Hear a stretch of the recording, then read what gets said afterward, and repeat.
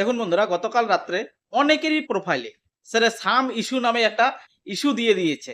সেই ইস্যুটা কি করে ডিলিট করবে, মানে কোথায় দেখা গেলো 1 বছর আগের কোনো পোস্টে সেটা কিন্তু ইস্যুটা দিয়েছে, কিন্তু এইভাবে খুঁজে পাওয়া যাচ্ছে না। কিন্তু এক ক্লিকেই তুমি সেই জিনিসটা খুঁজে বের করতে পারবে।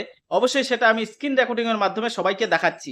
অবশ্যই চেষ্টা করবে সে এইভাবে সেই পোস্টটা বা সেই কমেন্টটার জন্য যে ইস্যু এসেছে সেটা ডিলিট করে দাও।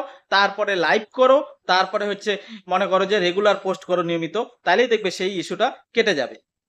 সবার প্রথম প্রোফাইলের সেটিং অপশানে ক্লিক করলাম। সেটিং অপশানে ক্লিক করার পর নিচের দিকে যাওয়ার পর অ্যাক্টিভিটি লক বলে একটা অপশান আছে।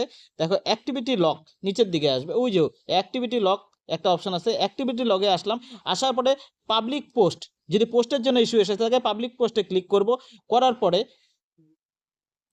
করার পরে এই যে এইখানে যে দুটো দাগ আছে উপরের দিকে, এই দুটো দাগে ক্লিক করার পরে ডেটে ক্লিক করব। ডেটে কোন ডেটে সেটা এসেছে ইস্যুটা, সেই ডেটটা সিলেক্ট করে সেই ডেটের ভিডিওটাকে ডিলিট করে দিব। তাহলে এই যে ভিডিওটা, সেই ডেটের ভিডিওটা ডিলিট হয়ে যাবে। এখানে ক্লিক করে ভিডিওটা ডিলিট করে দেওয়া যাবে।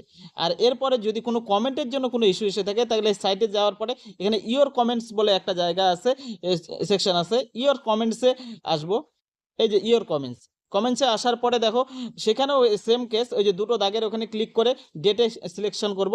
ডেট সিলেকশন করার পরে কত তারিখে ডেটে ইস্যু এসেছে সেই ডেটটা আমি সিলেক্ট করে নিব। সেই ডেটে ডান করে দিলে পরে সেই ডেটের যে কমেন্টগুলো এসেছে সেই কমেন্টগুলো সাইডে ক্লিক করে ডিলিট করে দিতে পারবো। এইভাবে সব